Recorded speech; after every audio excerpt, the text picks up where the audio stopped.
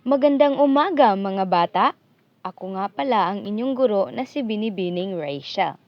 Bago tayo magsimula, nais ko munang itanong sa inyo. Natatandaan niyo pa ba ang ating huling tinalakay? Tama, patukol iyon sa pangalan. Ano nga ba ang pangalan? Ano naman ang ilan sa mga halimbawa nito? Mahusay! Ang pangalan ay salitang tumutukoy sa ngalan ng tao, sa hayop, sa bagay, lugar at pangyayari. Tulad ni na Rachel, ang paaralan, pusa o kaarawan. Sariwa pa talaga sa inyo ang ating nakaraang aralin ha. Ngayon, tignan niyong mabuti ang larawang ipinapakita ko. Ano ang nakikita niyo rito? Tama, may mga bata, bulaklak at mga puno. Ano pa ang napapansin nyo? Magaling! Masaya ang mga bata, makukulay ang mga bulaklak, malinis at maganda ang paligid, maaliwalas ang tanawin at malaki ang puno. Kung mapapansin ninyo, ang mga salitang masaya, makulay, maganda, malaki, malinis at maaliwalas ay sa kahon. Ano naman ang napansin niyo sa mga salita? Tama! Lahat ng mga salita ay naglalarawan ng mga bagay, hayop, tao at lugar. Ano ang tawag sa mga salitang inyong nabasa? Tumpak! Tama na naman kayo mga bata. Ang mga salitang iyon ang iyong nabasa ay tinatawag na mga salitang naglalarawan o pang-uri. Magaling talaga kayo. Ngayon, bago tayo tuluyang magsimula, narito ang ating mga layunin na dapat ninyong makamit sa pagtatapos ng ating talakayan. Una, natutukoy ang mga salitang naglalarawan sa pangungusap. Pangalawa, na ilalarawan ang mga bagay, hayop, tao, pangyayari at lugar sa pamayanan. Ngayon, itaas ang inyong kamay at ito ay iwagayway. At umupo na. Ano nga ba ang pang-uri? Ang pang-uri ay ang tawag sa salitang naglalarawan o nagsasabi kung ano ang itsura, katangian o dami ng pangalan. Ito ay tumutukoy sa tao, bagay, hayop, lugar at pangyayari. Ito ay maaaring tumutukoy sa mga bilang o dami, sa katangian, hugis, laki, panlasa, kulay, amoy at itsura ng isang pangalan. Narito ang mga halimbawa. Bilang o dami, ito ay maaaring isa, dalawa, kaunti o marami. Sa katangian, ito ay pwedeng magalang, mabait at maganda. Hugis, pwede itong bilog, parisukat o hugis, puso. Sa laki, pwede itong malaki o maliit. Habang sa panglasa, pwede itong masarap, matabang o mapait. Kulay, ito ay maaring berde, dilaw, asul at marami pang mga kulay. Sa amoy naman, pwede itong mabango o mabaho. Mayroon ba kayong mga katanungan bago tayo magpatuloy? Kung wala, tignan naman natin ang mga sumusunod na pangungusap. Basahin natin ang mga ito ng sabay-sabay. Marami ang kahoy kong mangga. Ang kanyang buhok ay maitim. Si Linda ay mabait. Ang palay ay maputi. Ang puno sa ating bakuran ay maliit. Ano naman ang mga salitang naglalarawan o pang-uri sa bawat pangungusap? Tumpak! Ang mga ito ay marami, maitim, mabait, maputi at maliit. Napakahusay ninyo mga bata! Ngayon naman, subukan ninyong sagutin ang gawaing ito. Panuto, basahin at tukuyin ang mga salitang naglalarawan sa bawat pangungusap. Isulat sa papel ang mga salitang naglalarawan o kaya'y isipin ninyong mabuti. Bibigyan ko kayo ng 1 minuto para sa pag-iisip at humula ng tamang sagot.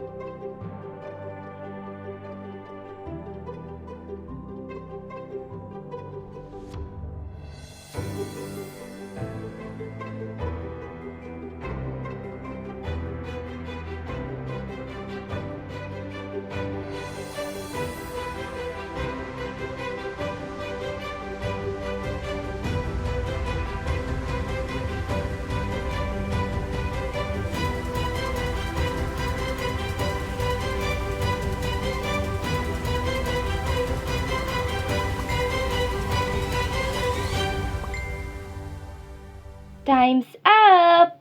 Sige na, ibigay na ninyo ang inyong mga sagot. Ang tamang sagot sa una ay mapupula. Ang rosas ay pangalan. Ang mapupula ang nagsasabi kung anong kulay ang mga rosas, kaya ito ang pang-uri. Sa pangalawa naman, ang sagot ay malaking. Ang bato ay pangalan. Ang malaking ang nagsasabi kung gaano kalaki ang bato, kaya ito ang salitang naglalarawan. Sa pangatlo, ang pangalan ay ang pusa at ang malusog naman ay ang pang-uri dahil ito ang nagsasabi kung maayos ang kalusugan ng pusa. At ang pang-apat naman, ang tahimik ang nagsasabi kung paano ito ginawa, kaya ito ang pang-uri. At ang panghuli, ang hugis parisukat, ang nagsasabi kung ano ang itsura ng orasan, kaya ito ang pang-uri. Mahusay! Ngayon, tignan nyo kung kayo ba ay tama lahat at i-comment kung ilan ang inyong mga nakuhang puntos. Nakuha na ninyo ng maayos ang ating aralin, kaya naman palalimin pa natin ito. Gusto nyo bang subukan ang isa pang gawain? Ang tawag dito ay ilarawan mo. Handa na ba kayo? Kung kayo ay handa na, narito ang ating proseso ng gawain. Una, ito ay gawain para sa bawat isa. Pangalawa, mayroon akong ipapakitang 4 na larawan. Pangatlo, kailangan ninyong ilarawan ang bawat isa sa mga larawang gamit ang pang-uri. At ang panghuli, bibigyan ko kayo ng 3 minuto para gawin ito.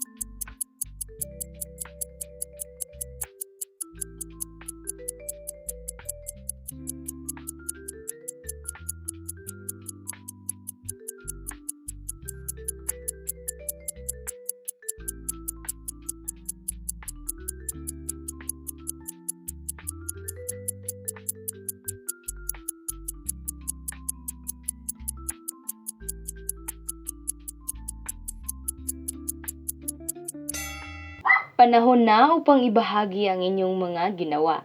I-comment lang sa comment section below upang akin itong tignan kung nailarawan ba ng maayos ang inyong mga sagot. Bigyan ninyo ng masiglang palakpakan ang inyong mga sarili. Bago tayo magtapos, ano ba ang tinalakay natin kanina? Tama, ito ay patungkol sa pang-uri. Base sa inyong natutunan, ano nga ang pang-uri? Mahusay. Ang pang-uri ay ginagamit natin sa araw-araw. Ito ay mahalagang salita na naglalarawan o nagbibigay turing sa tao, hayop, bagay, lugar at pangyayari. Ito ay tumutulong upang maging mas malinaw, tiyak at makulay ang ating pagpapahayag sa araw-araw.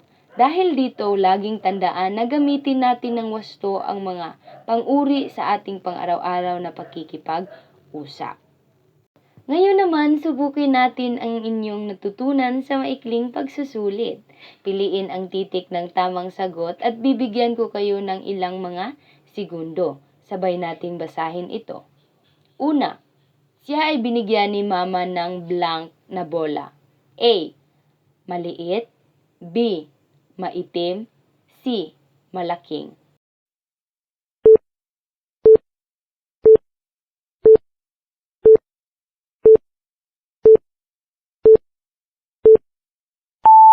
Pangalawa, ang pusa ay blank. A. Maputi. B. Maiitim o maitim. C. Masaya.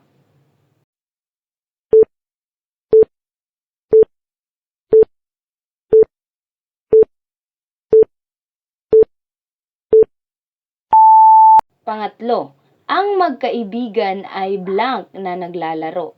A. Malungkot. B. Masaya. C. Magulo.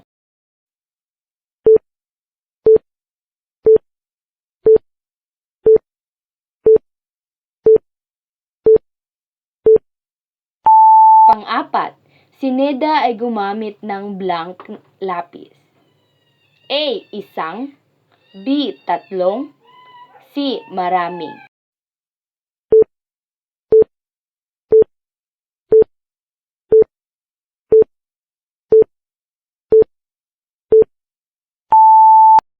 Panglima, nagkalat ang blank na basura sa kalsada.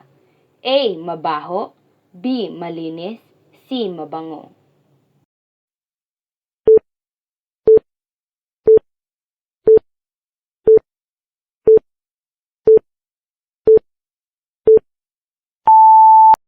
Tapos na ba kayo sa pagsagot, mga bata? Kung ganon, ngayon tignan natin o alamin natin ang mga tamang kasagutan. Narito ang mga sagot at alamin niyo kung ilang puntos ba ang inyong nakuha. Siguradong mataas iyan dahil nakinig naman kayong mabuti sa aking talakayan. Bilang inyong takdang aralin, narito ang panuto. Ilarawan ang inyong sarili sa tatlong pangungusap gamit ang mga pang-uri. Isulat ang sagot sa inyong kwaderno at inaasahan ko ito na maipapasa bukas. At dito na po tayo nagtatapos. Maraming salamat sa inyong pakikilahok ngayong araw, mga bata. Magkikita-kita tayo uli sa ating susunod na aralin. Paalam at mag-ingat kayong lahat.